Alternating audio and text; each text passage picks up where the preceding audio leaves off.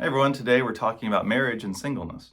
I wish that all were as I myself am, but each has a particular gift from God, one kind, another a different kind.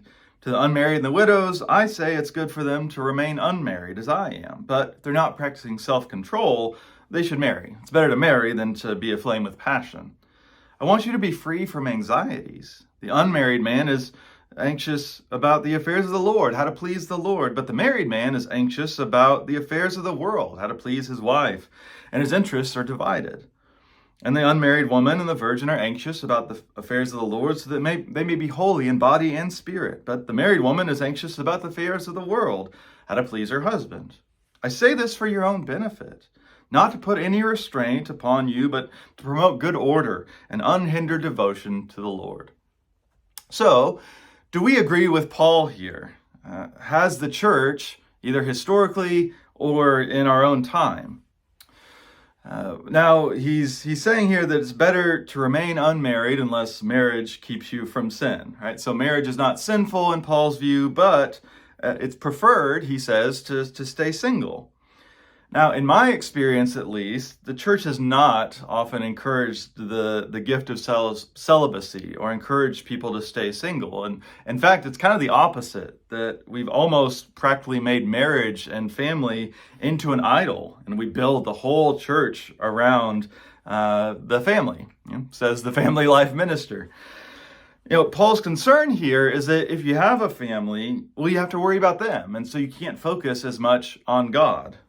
And there's certainly some truth to that. There's times I have to leave the office early because I have to go pick up my kids.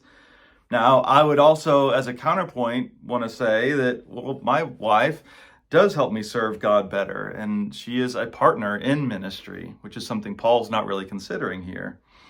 Now, one of the big differences is that Paul expects the return of Christ in the very near future, like in his lifetime probably. So if that's the case, we don't really need to worry about getting married and producing future generations of Christians.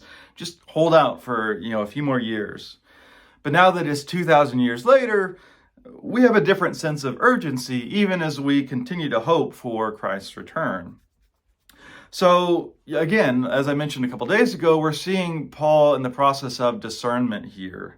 He's thinking about, well, what will be most beneficial for you, for the community, for the world? And what will most increase your devotion to the Lord? Overall, I think we do want to hear what he's saying about thinking through how we can elevate and include our single saints in our church. Every church has people who are not married, and very often they get treated as second-class Christians when everything is built around people that have families.